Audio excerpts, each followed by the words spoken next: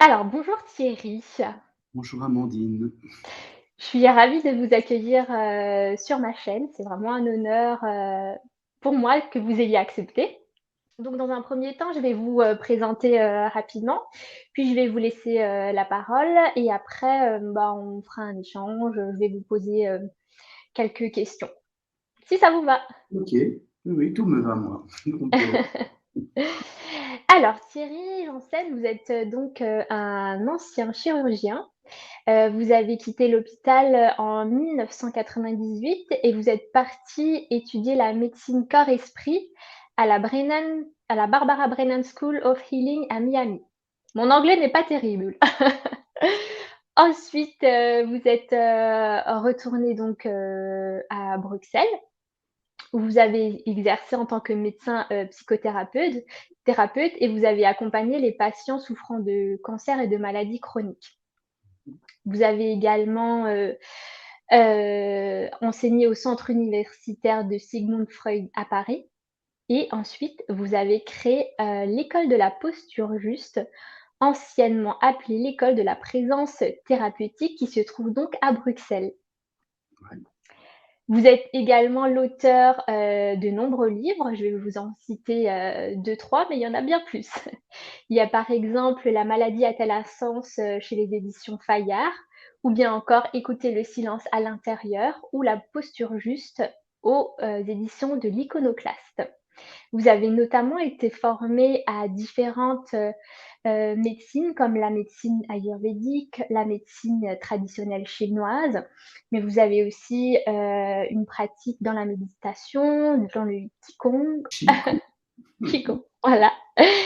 Et aussi dans l'hypnose ericksonienne et à la gestalt thérapie.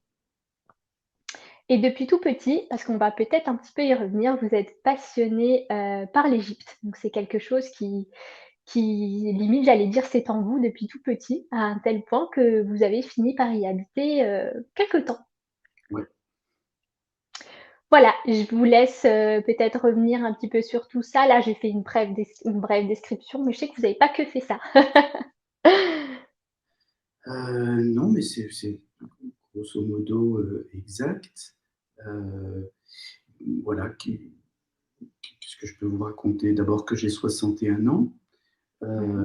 pour moi, c'est important de dire son âge parce que parfois les gens disent, mais enfin, c'est pas possible, il y a eu tout ça. Ben oui, mais 60 ans, c'est quand même déjà long comme vie. Donc, si on a vécu, il y a eu beaucoup de choses qui se sont passées. Après, moi, j'ai commencé ma vie, comme beaucoup d'enfants sans doute, euh, dans l'émerveillement. Et je pense que j'étais un enfant assez mystique. Euh, Beaucoup d'enfants sont mystiques dans le sens où ils sont connectés au mystère de la vie et Ouais. puis ils s'en émerveillent. Et progressivement, bah, mon mental a pris le dessus avec mes croyances, avec mes peurs. Et j'ai perdu cette connexion au vivant comme ça. Mais je l'ai retrouvé le jour où j'ai quitté mon métier de chirurgien. Dès l'âge de 5 ans, comme vous l'avez dit, j'ai eu une passion pour l'Égypte ancienne qui ne m'a jamais quitté. C'est la colonne vertébrale de mon existence, c'est la connexion avec la civilisation pharaonique.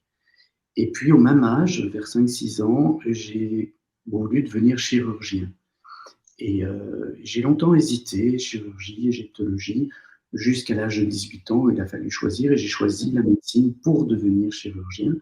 Et en plus, je voulais enseigner parce que depuis tout petit, ma façon d'occuper une place dans le monde, c'était de transmettre ce qui me passionne.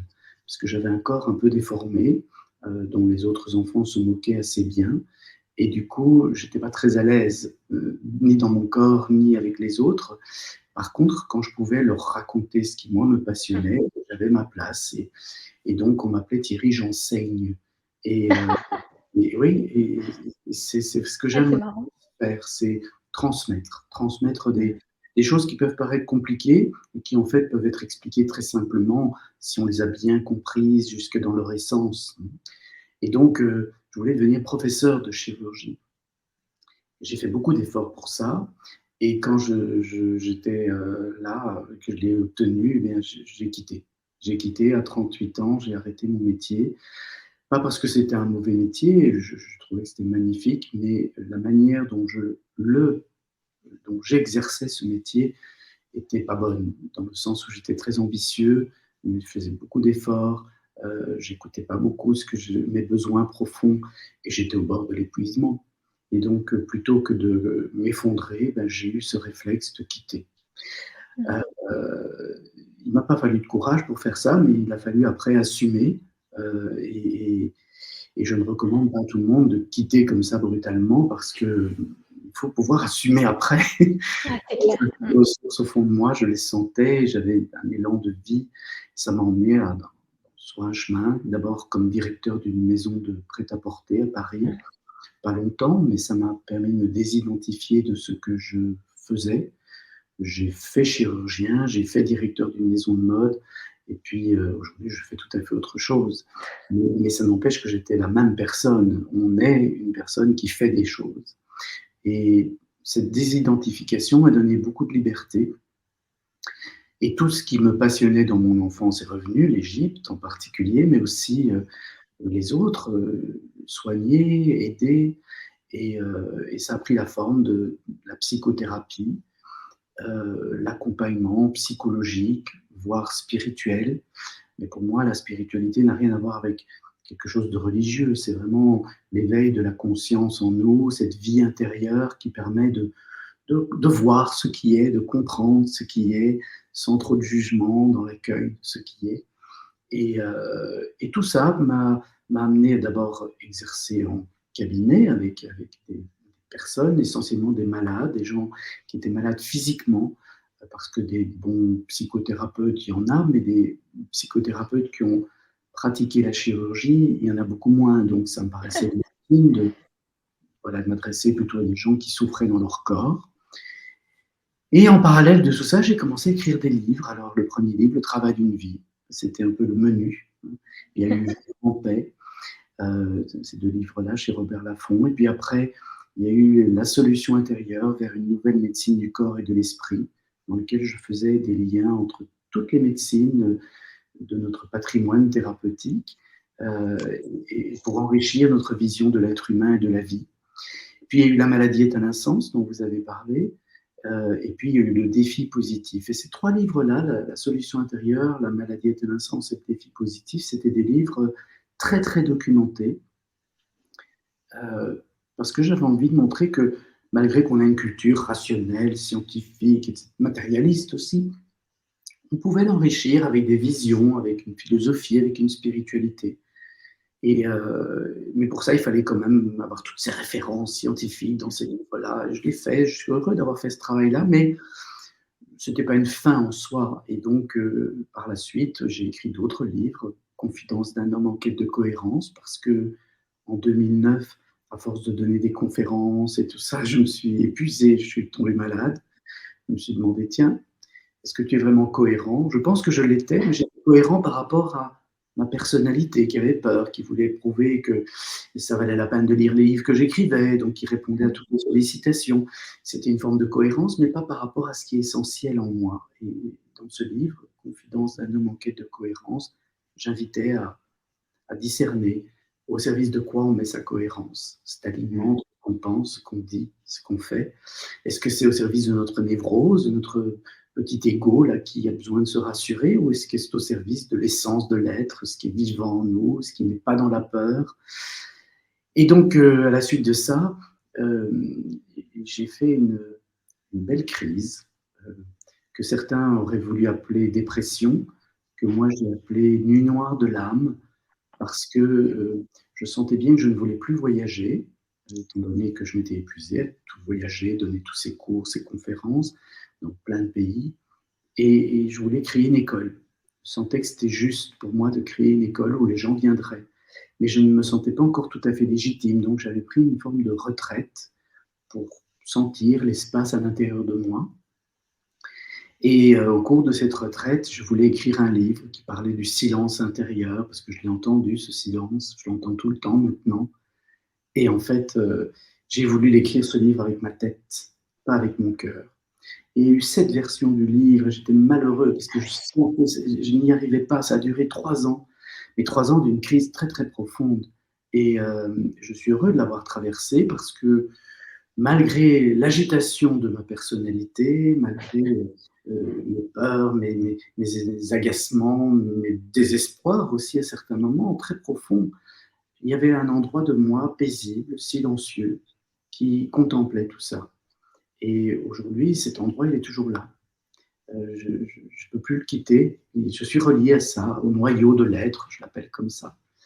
Et du coup, ben voilà, maintenant, la vie pour moi est plus douce, plus calme, plus sereine. Elle peut être agitée, elle peut être parfois agacée. Mais ça, je vois bien, c'est la personnalité. Mais il y a ce noyau qui est toujours là, toujours ce silence, cette paix intérieure. Et donc, ça m'a amené à créer l'école que j'avais dans la tête.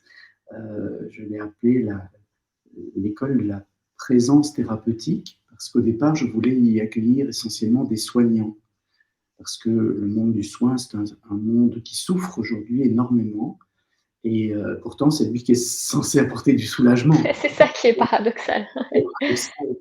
Et pendant 4 ans, j'ai accueilli des médecins, des infirmières, des kinés, mais aussi toutes sortes de soignants du monde des médecines non conventionnelles, même des gens qui pratiquaient le reiki, d'autres qui se disaient chamans. Et tout ça, ils étaient là à l'école et il y avait ce chemin initiatique où, à travers des expériences, on découvrait qui est l'être qui est en train d'agir. Plutôt que de faire, c'était apprendre à être. Et je pense que des écoles comme ça manquent dans nos sociétés. On apprend très bien à faire. Il y a plein d'excellentes formations dans toutes sortes de domaines. Mais par contre, qui est-on quand on utilise ce que l'on a appris dans ces formations? Et du coup, maintenant, depuis 5 ans, parce que l'école est dans sa 10e année, mais depuis 5 ans, j'ai changé le nom de l'école. Je l'ai appelée École de la posture juste, parce que j'ai décidé d'y accueillir plus que des soignants. Et il y a des gens de toutes sortes d'univers. Il y a des chefs d'entreprise, des travailleurs sociaux, des pompiers, une caissière, toutes sortes de gens qui sentent que en allant à l'intérieur, en allant écouter qui nous sommes profondément, en comprenant, en étant éveillés dans la conscience de ce que nous sommes, notre vie personnelle peut changer, mais aussi notre vie professionnelle, sociale. Et je suis très admiratif de tous ces élèves qui font l'école quelque part. Hein. C'est eux que s'ils n'étaient pas là, il n'y aurait pas d'école. Et ils viennent pendant 3 ans à raison de 5 rencontres par an.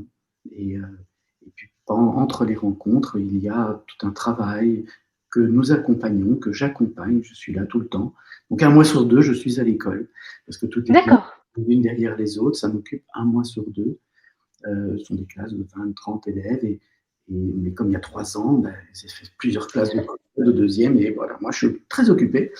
Mais en même temps, quelle joie de, de voir d'abord tous ces gens qui se révèlent à eux-mêmes, cette révélation sur ce qu'est vraiment la vie en nous, autour de nous, et puis de voir comment, dans leurs existences personnelles et professionnelles, ils peuvent amener ce qu'ils ont trouvé à l'école. L'école ne leur donne rien, c'est eux qui trouvent, mais nous mettons en place des circonstances pour qu'on puisse trouver. Voilà. En gros, c'est le résumé. Et Très intéressant. en disant que ma passion pour l'Égypte est toujours là, très très très présente, et que bien sûr, à côté de cette vie qui pourrait paraître professionnelle, mais qui pour moi c'est ma vie tout court, il y a aussi une vie très personnelle avec une personne qui vit avec moi, une famille, des amis et tout ça. Hein. On n'est pas en dehors du jeu, quoi. Ouais. Non, c'est très intéressant ce que vous dites et j'ai envie de rebondir sur quelque chose parce que c'est assez parlant pour moi quand vous dites que, ben, finalement, c'est peut-être pas donné, je parle maintenant de l'aspect professionnel. Quand vous dites que, en fait, vous êtes parti parce que vous avez senti que pour vous-même la chirurgie c'était terminé, quoi. Et Mmh. que, en fait, finalement, si j'ai bien compris, vous avez, stoppé cette activité finalement, assez rapidement. Oui, Enfin, en 30 secondes. voilà, donc j'ai bien compris.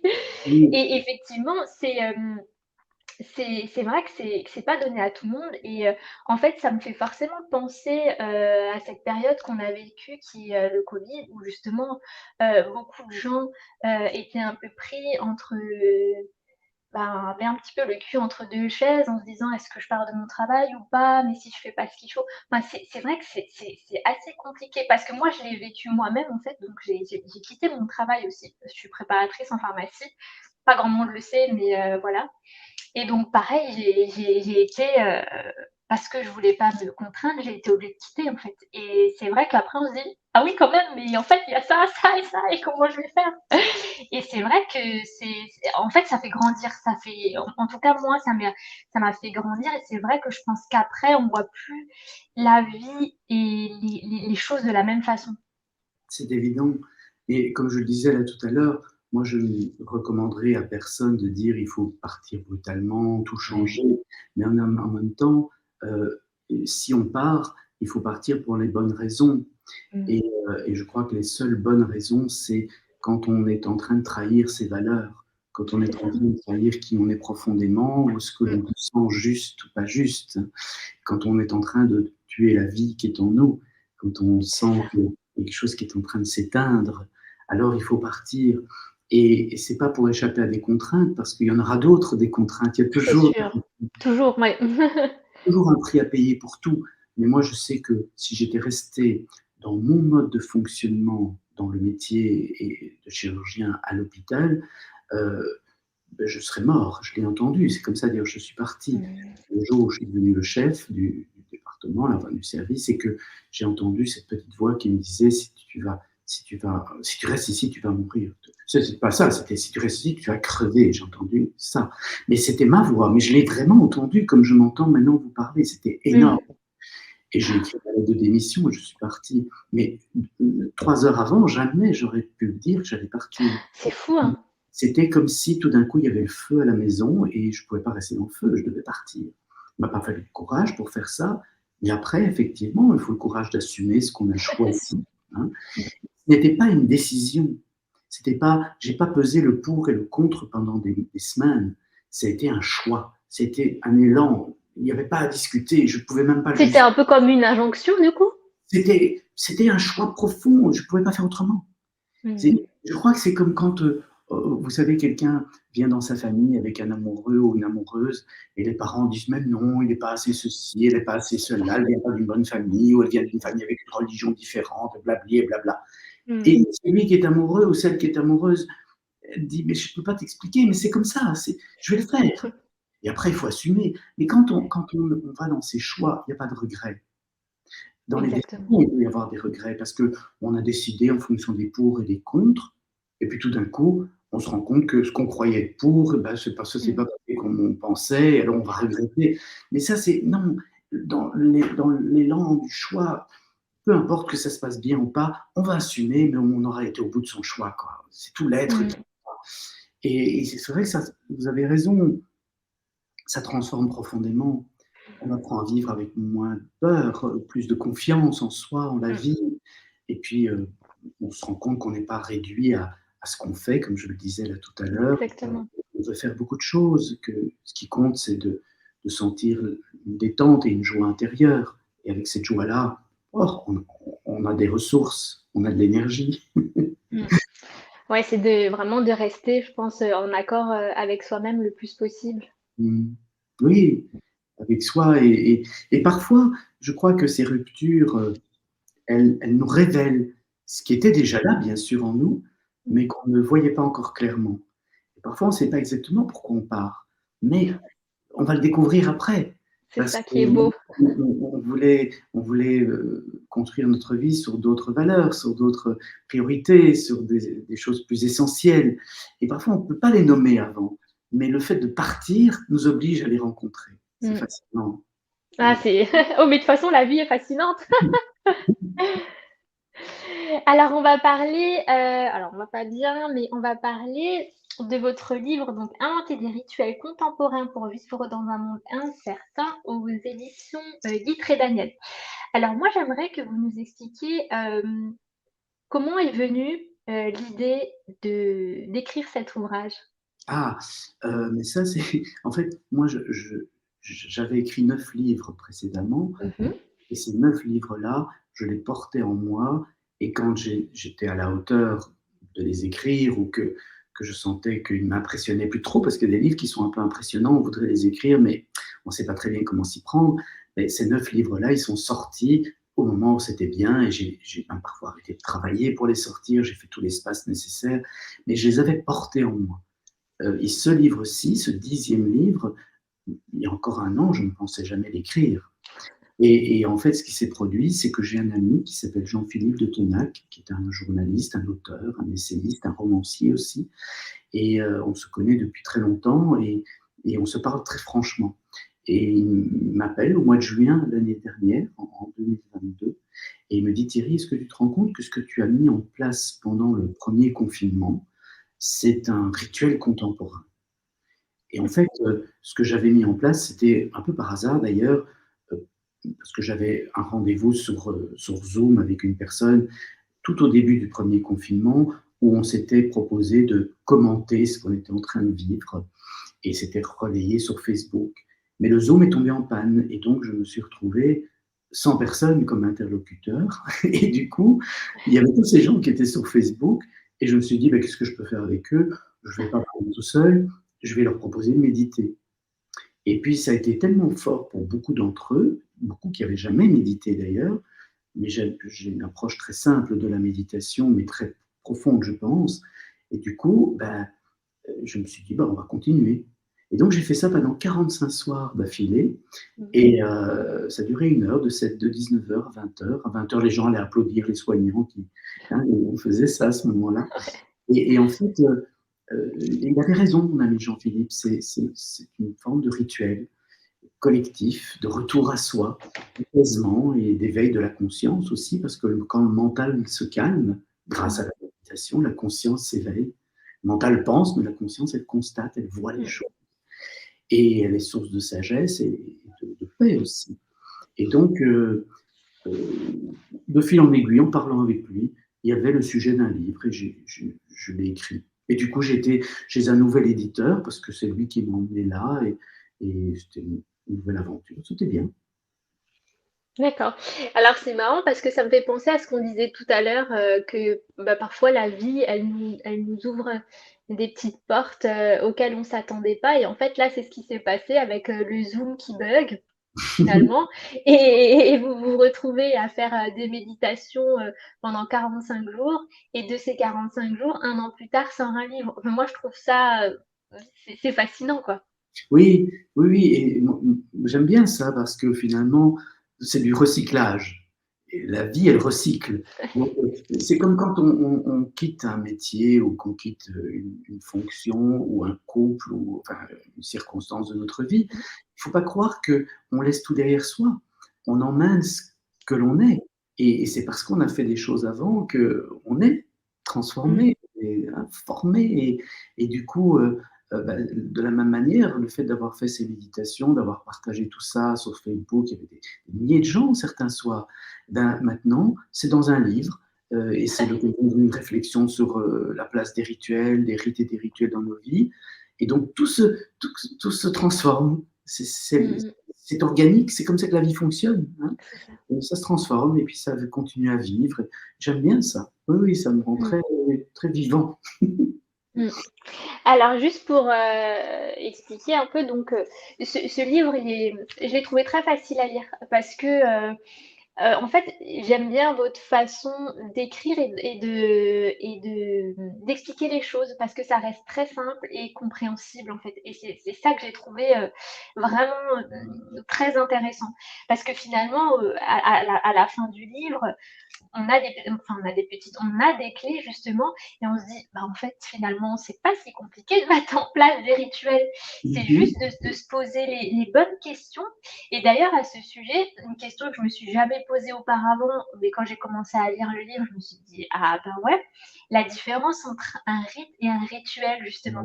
Parce que de prime abord, on se dit: «Bah, quoi, c'est pareil?» Bah, en fait non, chacun a un sens et un rôle justement bien défini. Ah oui, oui, ça c'est une question qui tout de suite m'a sauté aux yeux, parce que quand j'ai décidé de me lancer dans l'écriture, je voulais quand même apporter aussi une information que je n'avais pas forcément, donc je me suis un peu documenté, j'ai lu un peu et tout ça. Et je voyais que le mot rite et le mot rituel étaient souvent utilisés de façon pas claire, il n'y avait pas une différence claire, pourtant c'est deux mots différents, donc il devait y avoir une différence. Et je ne prétends pas que j'ai tout compris, mais une chose me paraît évidente, c'est qu'on peut dire qu'un rite, c'est quelque chose qui apparaît dans notre vie personnelle ou collective en réponse à un besoin. C'est un élan qui naît d'un besoin. Et après, le rituel, c'est la manière dont on va manifester, dont on va mettre en œuvre ce qu'il faut pour que ce besoin soit satisfait. Et je donne tout le temps cet exemple, donc voilà, je vais me répéter parce que je l'ai déjà dit à la radio ou à la télévision, mais je pense que c'est un exemple très parlant, c'est l'exemple du baptême. Et que ce soit un baptême religieux ou un baptême à l'université ou dans une entreprise où on est baptisé avant de rentrer, eh bien, le rite du baptême, il répond au moins à 3 besoins. Le besoin d'accueillir une nouvelle personne dans la communauté, le besoin de rappeler les valeurs de cette communauté, et le besoin pour celui qui se soumet au rite de montrer son appartenance et son engagement vis-à-vis de la communauté. Ça, c'est le rite. Mais après, le rituel, il va varier d'une communauté à l'autre.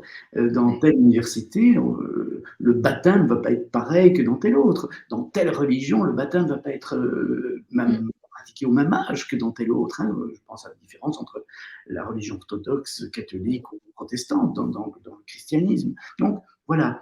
Le rituel, c'est la mise en pratique de l'intention contenue dans le rite.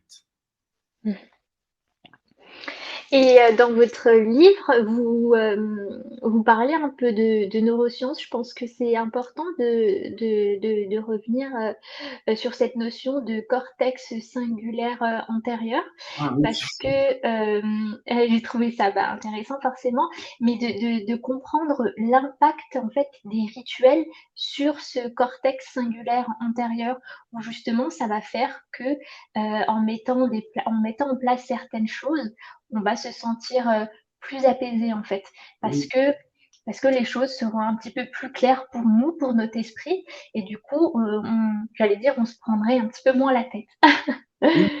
Oui. Bon, moi j'ai un passé de médecin, donc je suis toujours réjoui quand je constate que des comportements que nous avons s'expliquent aussi au niveau biologique et au niveau neurologique en l'occurrence. Donc effectivement, on a dans le cerveau une petite zone qu'on appelle le cortex singulaire antérieur, et cette zone est comme un détecteur de sens. Et s'il n'y a pas de sens dans notre existence, eh bien cette zone génère de l'angoisse, génère de la peur. Et du coup, on ne peut plus penser sereinement, on ne peut plus agir, on ne peut plus se projeter parce qu'on est paralysé par l'angoisse. Et donc, il est absolument vital pour l'être humain de pouvoir donner du sens à ce qu'il vit. Le sens comme une signification, mais aussi comme une direction pour ce qui est encore à vivre. Hein, la signification de ce qu'on vit, mais quelle direction tout ça peut prendre. Et du coup, on voit que le rituel, les rites, les rituels, ils permettent de donner du sens, de donner des repères, d'agir, de prendre une direction, de participer à quelque chose. Et c'est très bénéfique parce que ça apaise le cortex singulaire antérieur. Et du coup, ça nous permet de fonctionner, et mieux que ça, de fonctionner ensemble. Parce qu'il y a une petite zone de notre cerveau, enfin, c'est pas une zone, c'est des cellules de notre cerveau qu'on appelle les neurones miroirs. Et ces neurones, bien, quand ils voient chez l'autre un geste qui est effectué, ils peuvent l'intégrer, et c'est à la base de nos apprentissages. Quand on voit quelqu'un faire un geste, on l'intègre en nous et on peut l'apprendre beaucoup plus facilement.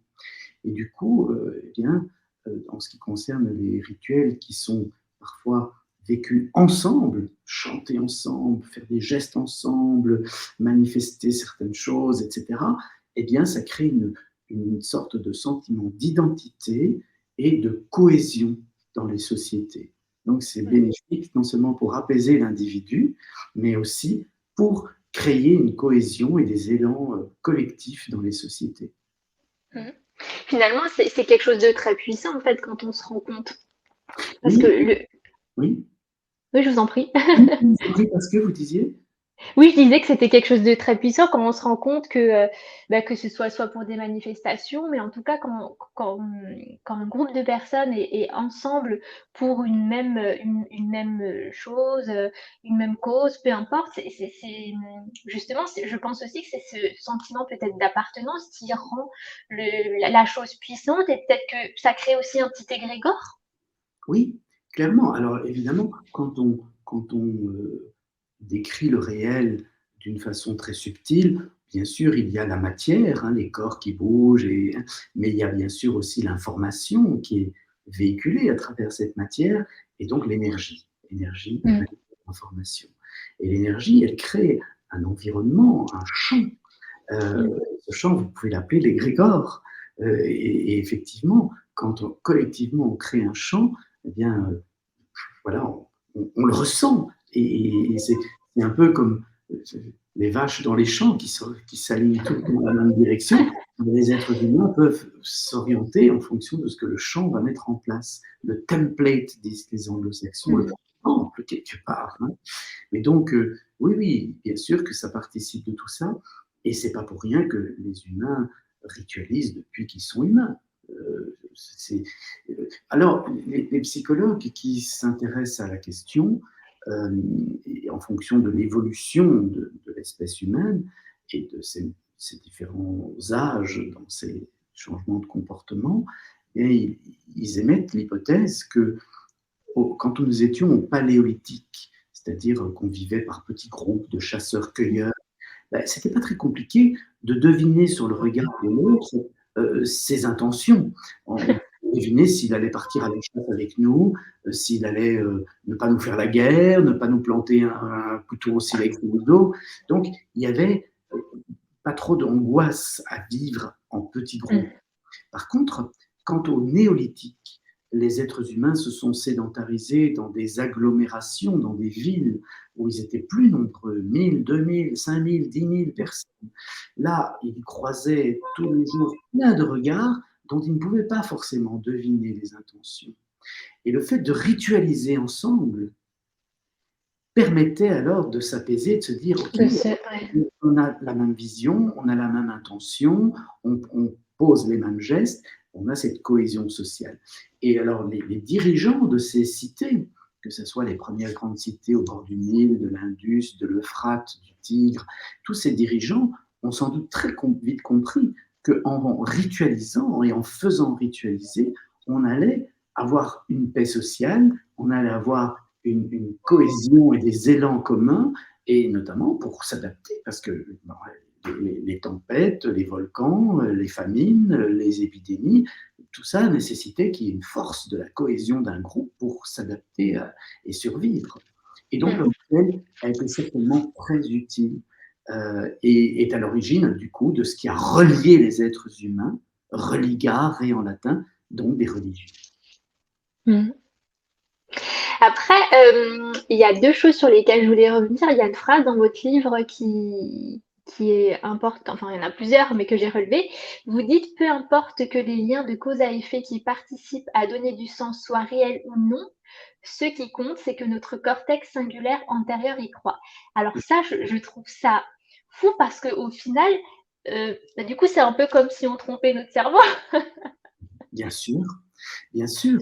Et ça c'est vieux comme le monde aussi. Et quand j'avais écrit La maladie est un sens, enquête au-delà des croyances, on voit bien, notamment les anthropologues et d'autres chercheurs ont bien compris cela.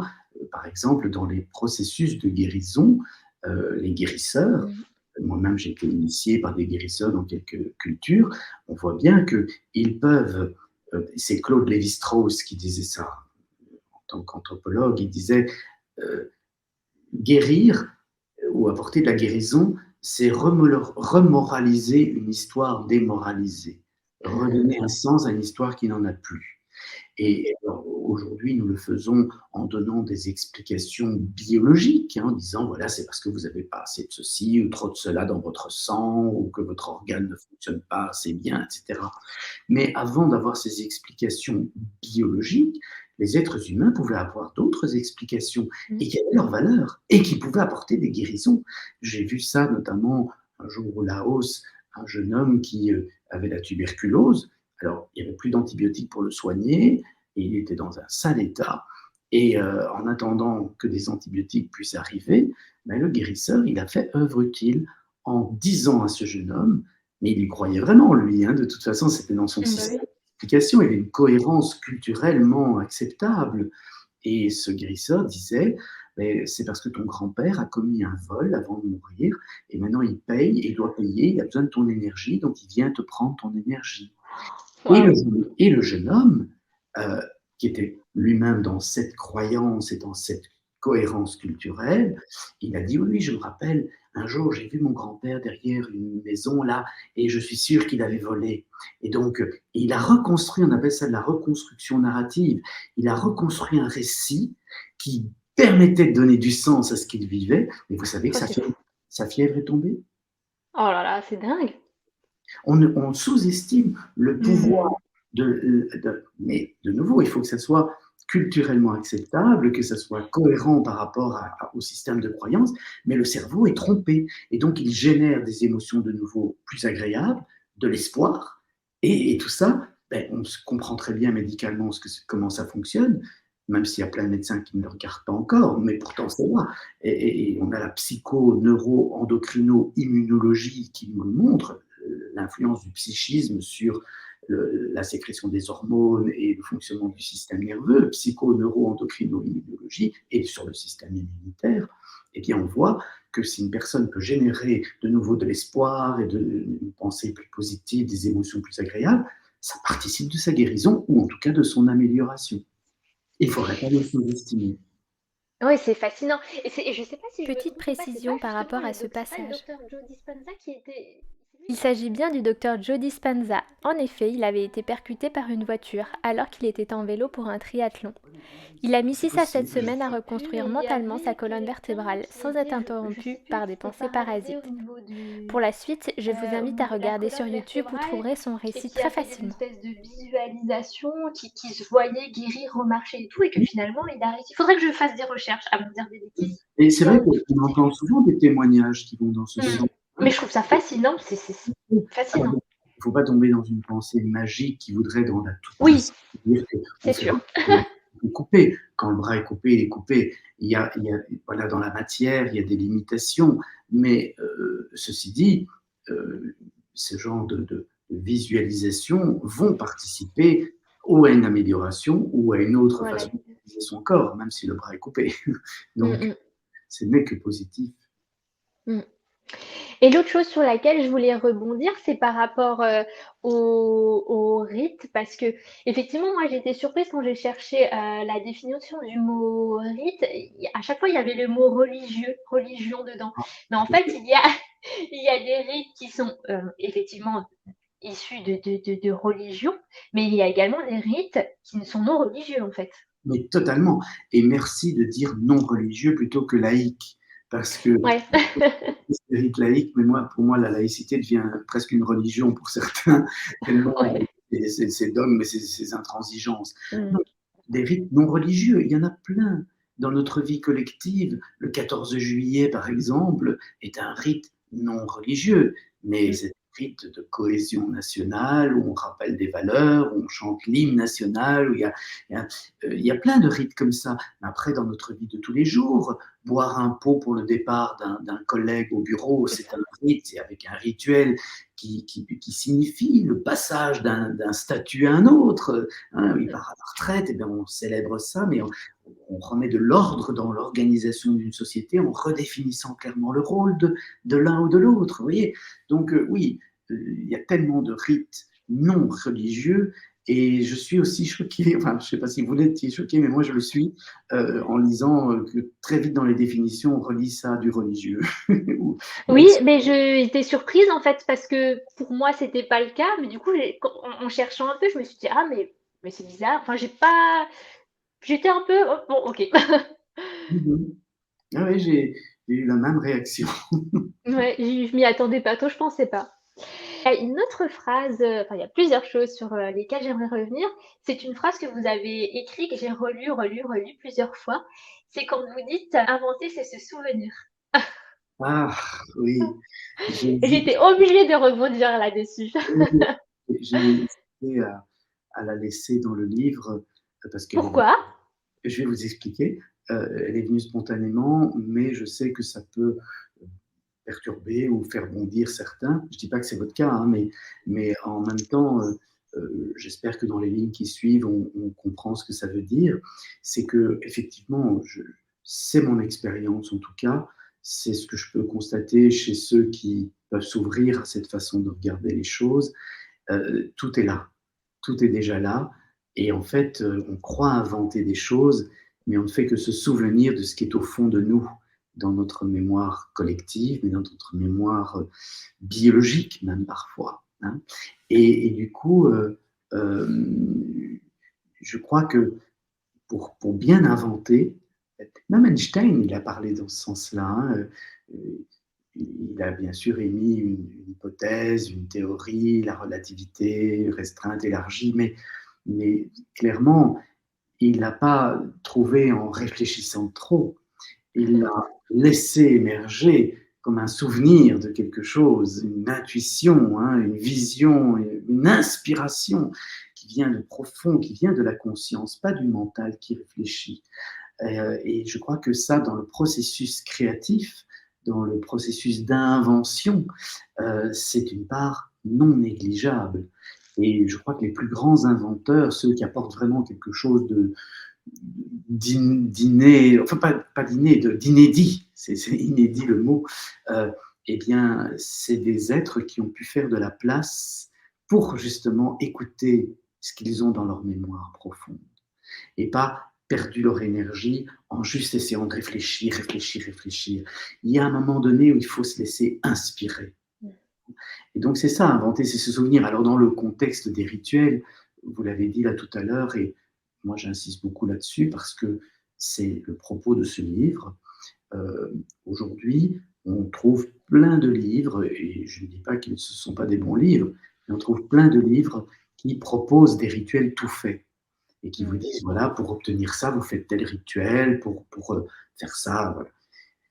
C'est pas du tout l'objet ou le propos d'un livre comme Inventer des rituels contemporains pour vivre dans un monde incertain, parce que, au contraire, plutôt que d'enfermer la personne dans des rituels codifiés, je préfère que la personne puisse inventer ces rituels, se souvenir de ce dont elle a besoin, hein, parce que, on l'a dit, les rites naissent en réponse à des besoins.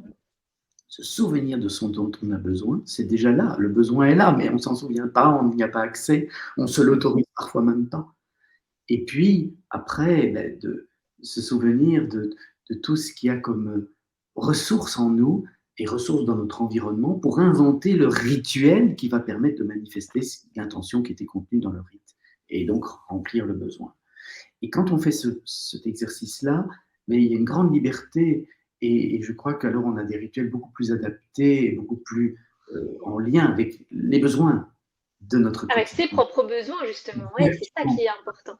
Et alors, je dis aussi, il me semble que c'est important, qu'on a un patrimoine de rituels dans dans notre culture, hein, plein, plein de rituels, et il ne faut pas forcément toujours en inventer des tout à fait nouveaux, mais ce qui compte, c'est quand même de se dire, tiens, dans tel rituel, est-ce que je peux y adhérer et quelle intention moi je vais y mettre, parce que j'ai peut-être un besoin bien particulier que je pourrais mettre et utiliser le rituel. Par exemple, je vois des gens qui n'ont pas de religion, en tout cas qui ne sont pas religieux, et qui fêtent pourtant des grandes fêtes religieuses, ou même des fêtes de rites de passage, comme la bar mitzvah chez les juifs ou la communion chez les chrétiens.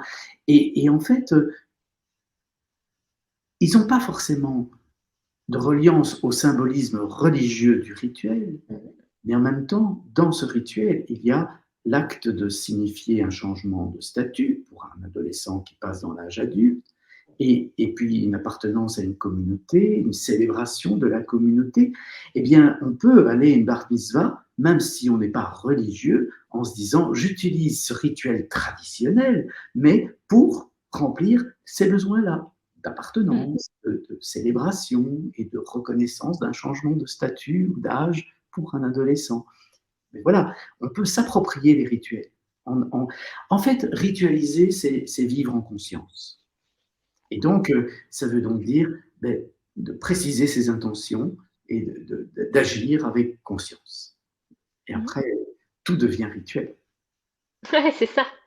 En fait, donc le plus important, si je comprends bien, c'est que en fait, le rituel que on pratique, à partir du moment où il a du sens pour soi-même, bah, c'est bon, quoi. Il y a pas besoin de le chercher midi à 14 heures en fait. Totalement, totalement. Hein. Ce qui serait dommage, enfin, c'est pas un jugement de valeur, mais en tout cas, c'est une différence nette. Ce serait de tomber dans des habitudes. Parce que les Ouais. habitudes, on ne sait pas pourquoi on les a, elles sont là.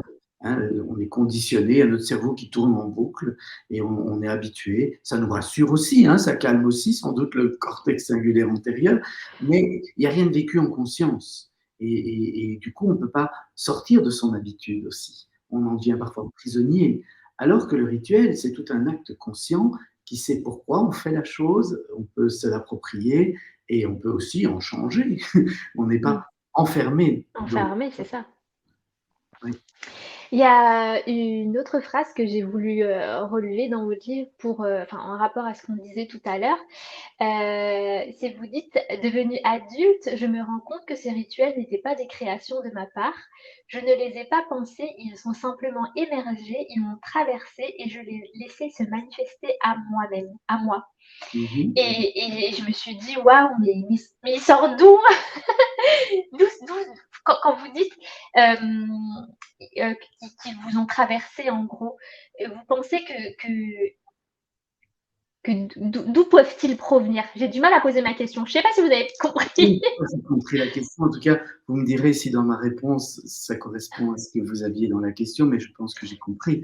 En fait, pour répondre à cette question, je vais vous donner un petit exemple, hein, Mmh très concret. Euh, euh, à l'école de la posture juste, chaque été, on a un grand séminaire. mh. Mmh. Et on a un séminaire pour les élèves, une sorte de séminaire d'été, hein, et puis on a un séminaire aussi pour le grand public. Et il y a 2, 3 ans, 3 ans, j'étais au grand séminaire avec les élèves, et puis on avait choisi de travailler sur la réconciliation du masculin et du féminin, mais pas en tant que sexe, en tant qu'énergie, ces Oui. énergies qui sont en nous, ces archétypes qui sont en nous, mais aussi évidemment en tant que, oui, personne dans une société qui occupe une place de femme et une place d'homme. L'homme, oui. Mmh. Et après un premier jour, j'ai senti que chez les élèves, il y avait beaucoup, beaucoup de choses qui bougeaient en eux. Ce positionnement de l'homme, de la femme, des blessures, des mémoires, Mmh. des choses qui n'étaient pas réglées.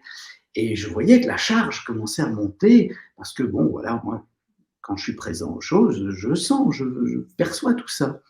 Et c'est de l'information. Elle est là dans le champ. Et elle se manifeste à travers comment les corps bougent, comment les corps réagissent, mais aussi comment les pensées se mettent en place. Et puis, on parle comme ça dans le champ. Il n'y a pas de mots pour ça, mais c'est comme ça, c'est une réalité. On peut la vivre quand on est vraiment présent. Et en fait, je m'étais dit, tiens, peut-être qu'un rituel permettrait de libérer tout ça, hein, voilà, d'apporter de la guérison, de remettre des intentions sur cette réconciliation du masculin, du féminin en nous et autour de nous.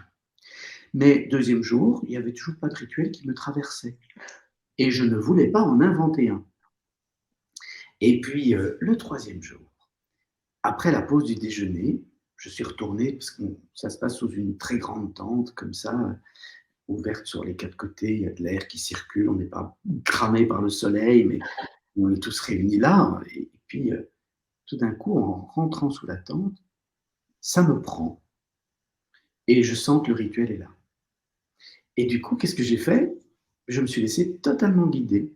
C'est fou. Et la première chose, c'était, j'ai vu une de mes collaboratrices dans l'école, elle s'appelle Véronique.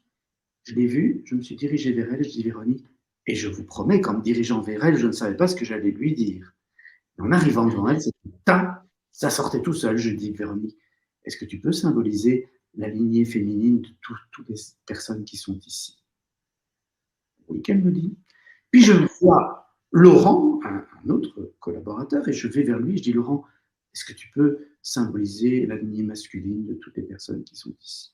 Et je les ai assis à 2 endroits d'attente, sous les piliers qui supportaient la toile, et ils sont restés assis pendant 6 heures. Oui, les 100 élèves qui étaient là sont tous passés, les uns après les autres, et ils ont ritualisé chacun à leur façon. Certains ont apporté une fleur, d'autres se sont agenouillés, mais il y en a qui pleuraient, il y en a qui étaient dans des émotions très profondes.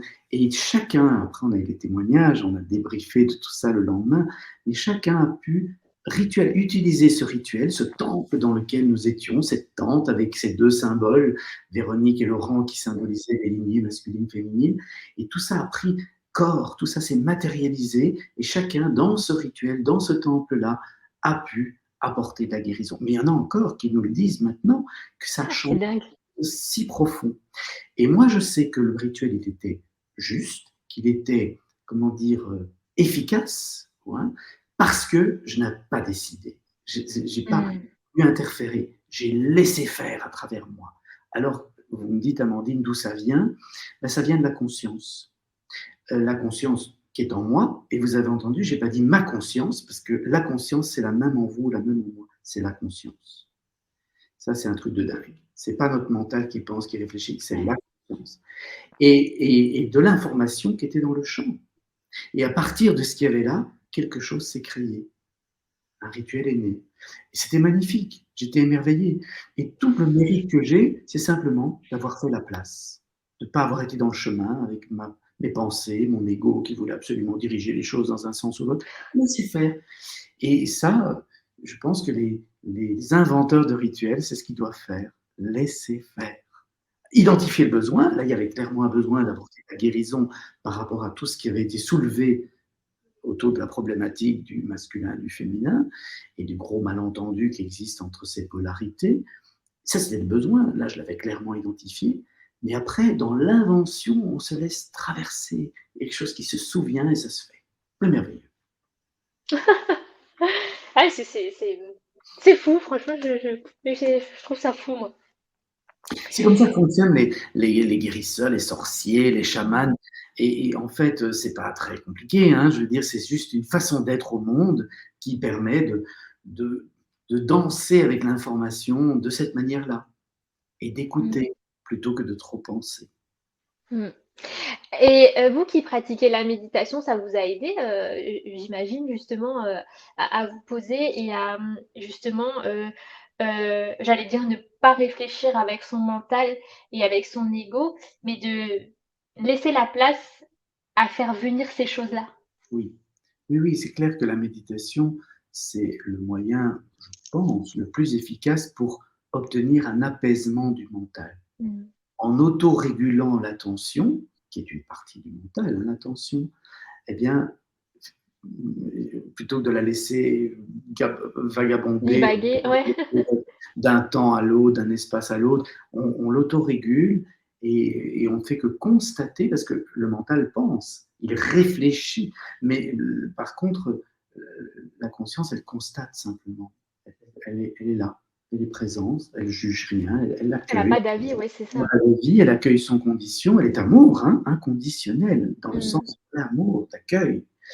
Et du coup, le mental peut s'apaiser. Et plus le mental s'apaise, plus la conscience s'éveille. C'est fascinant. Et pour que le mental s'apaise, il faut que le cœur s'ouvre. Il faut simplement être là, ouvrir ce cœur, se détendre. C'est physique, hein, c'est tout l'être qui se détend, qui accueille ce qui est. Et la conscience finit par nous montrer. Et elle ne raconte pas d'histoire. Elle voit. Elle voit ce qui Mmh. est. Vous pensez que dans notre, société, on manque, de rites et de rituels? Je vous pose cette question parce qu'à un moment dans votre livre, quand vous écrivez que vers l'âge de 11 ans, en fait, bah, vous avez eu votre corps, le fonctionnement de votre corps qui change, le physique qui change et il me semble que vous auriez aimé être, accompagné à ce moment-là, dans le sens où, bah, on vous explique que voilà, à tel et tel âge, il y a ça qui se passe ou ça. Vous pensez que ça manque un peu dans nos sociétés, que ce soit par rapport aux enfants ou à d'autres choses, hein, mais je veux dire vraiment dans Oui, la globalité? je pense qu'il manque de rituels, mais que l'être humain a son bon sens et qu'il en invente, qu'il retourne de plus en plus vers du rituel, et probablement parce que l'époque est de plus en plus anxiogène. Mmh. Hein.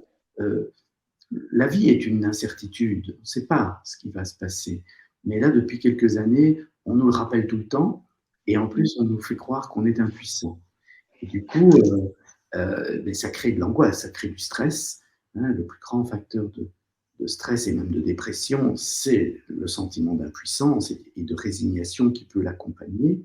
Là, on a des études qui ont montré ça très très bien chez l'animal et chez l'humain aussi. Mais du coup, on vit dans l'incertitude, qui est la réalité de la vie, c'est comme ça, mais on est très, très apeuré, très insécurisé, et on a besoin de ritualiser. Donc ça ne m'étonne pas qu'il y en ait de plus en plus, ça ne m'étonne pas d'ailleurs qu'il y ait un réel intérêt par rapport à cet ouvrage, parce que je pense que Mmh. c'est quelque chose qui parle à notre époque. Et effectivement, nous manquons de rituels, puisque une grande partie de nos rituels faisait partie du religieux, que le religieux avait balayé, mais sans garder ce que peut-être il pouvait nous apporter. Et du coup, ben, on manque. Hein, on manque de rites de passage, de rites d'initiation, de rites de... Et vous faisiez référence à mon adolescence. Oui, je pense que j'aurais bien aimé qu'il y ait un rituel, qu'il y ait, comme dans certaines populations dites primitives, que je préfère appeler premières ou traditionnelles, des grands rites où voilà, on initie les enfants à leur nouveau statut, à leur nouvelle façon d'être à travers leur corps, et où les femmes se réunissent entre elles pour initier les petites filles, où les hommes se Mmh. réunissent entre elles pour initier les petits garçons, qu'ils ressentent leur énergie, leur capacité, etc. Moi, j'ai pas eu ça, je pense qu'il n'y a pas plus beaucoup ça. Avant, il y avait le service militaire. Alors, Oui. je ne suis pas du tout un pro-militariste, mais en même temps, il faut reconnaître qu'il avait une fonction, entre Mmh, autres, bien sûr. une fonction Mmh. de remettre tout le monde à zéro, et plus ou moins, et de voilà, de redonner une identité à des jeunes hommes qui ne savaient pas très bien où ils étaient. Alors on leur a mis peut-être trop de choses dans la tête, et on a fait des espèces de monstres phallocratiques, mais en même temps, ça avait une fonction. Et Mmh. aujourd'hui, il faut en réinventer, parce que sans ça, on voit, on est perdu. C'est On est exactement. Ouais. Et alors, comme on est perdu, on va aller se réfugier soit chez des gens dangereux qui vont utiliser de façon subtile, ils vont nous faire ritualiser, mais pour nous diriger dans une direction, pour nous Mmh. manipuler, ou alors on va euh, adhérer à des rituels qui ne sont pas épanouissants. Je pense les grands rassemblements festifs, les rave parties, les Ouais. concerts et tout ça, c'est formidable. Et ce sont des grands rituels, hein, les Mmh. festivals de l'été, etc. Mais attention, parce qu'ils ne sont pas forcément toujours épanouissants s'ils sombrent dans la drogue Mmh. et dans, voilà, une espèce de désordre. Il faudrait leur redonner un sens. Hein, Mmh, mmh mh. sens, et chercher quelque chose à travers ces grands rassemblements, plutôt que juste consommer et s'étourdir. Mmh. On va en revenir un petit peu à vous. Vous avez beaucoup de rituels aussi et il me semble qu'il y en a certains qui font peut-être rire votre entourage. Oui, oui, enfin, en tout cas, il y en a certains qui... Bon, moi, j'ai une personnalité avec, dans mes traits de caractère, pas mal de Mmh. rigidité. Mmh. C'est-à-dire, j'ai eu besoin de me rassurer en mettant en place des choses, des règles, etc. Après, le beau côté de ça, c'est que je suis quelqu'un de rigoureux, précis, et que quand je m'engage, on peut compter sur moi parce que je vais au bout des choses.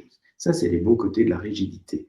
Hein. Après, les mauvais côtés, c'est que ça peut tout figer, ça peut tout rendre stérile, mort. Bon, cela, j'ai essayé de travailler dessus. Maintenant, certains peuvent se moquer de moi quand ils me voient faire mon lit tous les matins. Mais en même temps, moi, je sais très bien pourquoi je fais mon lit tous les matins. Justement, c'est le sens. Oui, et bien sûr, au départ, ça pouvait être une habitude parce qu'on m'a appris, chez mes parents, on m'a appris à faire mon lit. Mais en même temps, ce n'est pas une habitude pour moi. C'est vraiment un rituel dans le sens où je suis tellement content le soir quand je rentre dans ma chambre à coucher de trouver ce lit tout moelleux, tout fait, tout bien, voilà. Et comme dans une chambre d'hôtel, comme ça, j'ai l'impression chaque soir de rentrer dans une chambre où tout a été préparé pour m'accueillir. Mais en fait, en faisant ça le matin, c'est un rituel qui me fait plaisir, je me fais du bien, c'est un rituel qui me fait du bien. Et je ne le vis pas du tout comme une obligation, je ne le fais pas distraitement. Et puis certains jours, si je ne peux pas le faire parce qu'il y a une autre priorité plus importante, je ne me fais pas de mal à vouloir absolument le faire. Je vais à ma priorité. Mais dans l'ensemble, ce n'est pas du tout difficile pour moi de faire ce lit tous les matins. Un petit rituel parmi tant d'autres, qui est Oui, plutôt plaisant parce que je veux oui. dire, aller dans sa chambre, trouver son lit parfaitement fait, ça peut que être plaisant en fait. C'est pour moi, une fois. Et, et par contre, il y a des rituels qui viennent et puis qui s'installent pendant plusieurs mois et puis qui peuvent disparaître. Mmh.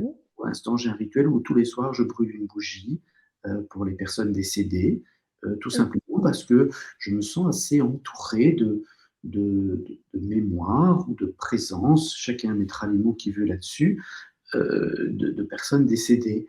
Et j'ai un dialogue intérieur avec ces mémoires ou ces présences et je le ritualise, je prends ce Mmh. temps en allumant cette bougie, puis il y a une personne ou l'autre à laquelle je pense plus, et bien, il y a ce petit dialogue qui peut se faire et voilà, ça occupe une partie de ma vie pour l'instant.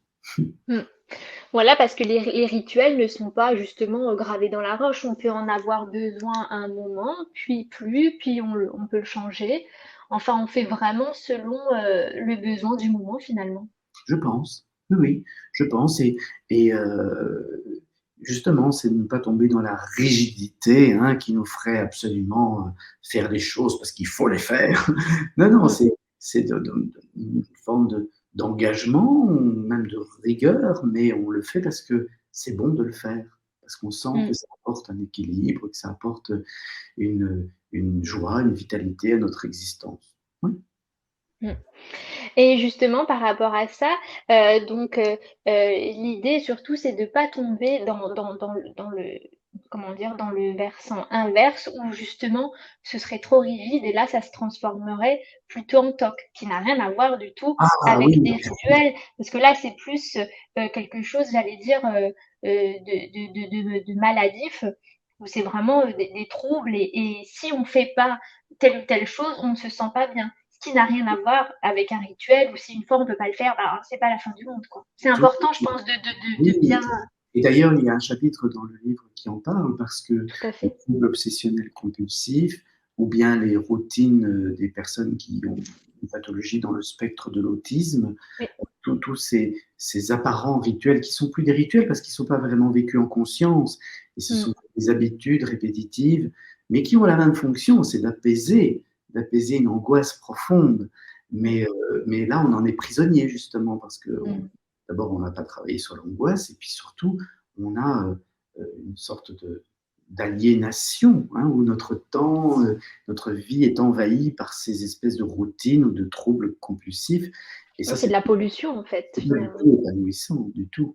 Non. J'aimerais juste que vous nous parliez de cette étude que vous avez fait sur 100 personnes et de savoir est-ce que justement vous vous êtes rendu compte que sur ces 100 personnes, il y avait souvent finalement les mêmes besoins Ah qui oui. revenaient.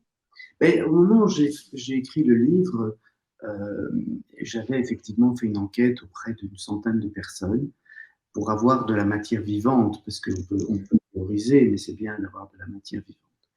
Et puis après, euh, maintenant, il y a beaucoup plus, il y a 250 personnes, je pense, dans ma Mhm. petite enquête, mais les conclusions sont restées les mêmes, dans le sens où j'ai été interpellé de voir que quand on pose d'abord la question quelle est la place des rites et des rituels dans votre existence, plein de gens disent mais j'ai pas de religion donc il n'y a pas de rite. C'est ça. Ça rejoint ce que nous avons dit. Mais après, il y a aussi que beaucoup une fois qu'ils ont identifié les rites, ben, en fait, ils ont beaucoup d'inventivité pour inventer plein de Mm. rituels. Et, autour de grands thèmes, des grands thèmes comme le besoin de prendre soin de soi, le besoin d'améliorer la qualité des relations au travail ou avec sa famille, le besoin de prendre soin de l'environnement. Euh, Mm. il y a comme ça ou le besoin de remettre du sacré dans l'existence. Le Mm. sacré, le sacré, c'est ce à quoi on donne une valeur. Ça devient sacré. Et en fait, je vois que au niveau du mariage, au niveau des enterrements, il y a plein de gens qui ont de nouvelles idées pour resacraliser tout ça, sans forcément passer par les rituels religieux. Mm. Après, euh, pour l'environnement, des gens qui commencent à ritualiser, à poser des actes conscients entre amis, en famille, régulièrement, aller nettoyer une plage, un bois, au travail aussi, des gens qui décident de réunir l'équipe qui va travailler toute la journée ensemble et de poser des intentions. Ça paraît rien, mais ça change toute la dynamique relationnelle de la journée. En famille aussi, ou un père qui décide avec son fils alors, il n'a pas décidé nommément, parce que sans ça, le fils aurait sans doute résisté, mais il avait compris que s'il voulait avoir une meilleure relation avec son fils, il y a une activité avec lui où on se parle, où on communique. Eh bien, ça s'est fait autour du chien, et tous les soirs, ils vont promener le chien, et ils se parlent, enfin. Et c'est devenu un rituel, parce que le Et père, c'est c'est des choses tellement simples en plus. oh, tellement simple, mais tellement efficace pour apporter des C'est ça. réponses à ses besoins. Mm, mm. Et c'est comme, ça m'a fait sourire aussi parce que j'ai trouvé ça mignon quand la maman qui a un petit peu du mal avec ses enfants à leur faire aérer justement la chambre. Ça, c'est parlant aussi en plus. Et Mais c'est vraiment oui, des choses du quotidien où on peut tous être amenés à ça au final. mais bien sûr, et dans l'exemple que vous citez, on voit bien que la pédagogie, c'est-à-dire expliquer à l'autre Comprendre en fait. Ouais, c'est ça. raison de pourquoi on fait les choses. Mm, Imposer un rituel à autrui, mm, c'est pas possible, parce que l'autre, il va pas forcément y adhérer. Mais lui montrer que, en l'occurrence, avec cette maman, aérer la chambre, c'était pour réduire, entre autres, les crises d'asthme d'un de ses enfants. Quand toute la famille a compris que ça pouvait participer à ça, ils ont pu adhérer à ce rituel et c'est devenu un acte conscient dirigé vers le bien-être d'un des enfants de la fratrie. Donc, oui, c'est oh, c'est un sujet magnifique, hein, finalement. oui, il y Merci. a plein de choses simples à mettre en place. C'est si simple, mais on n'y pense pas, alors que ça pourrait en fait tellement nous aider. Je suis d'accord. Bah écoutez, notre interview touche à sa fin, Thierry.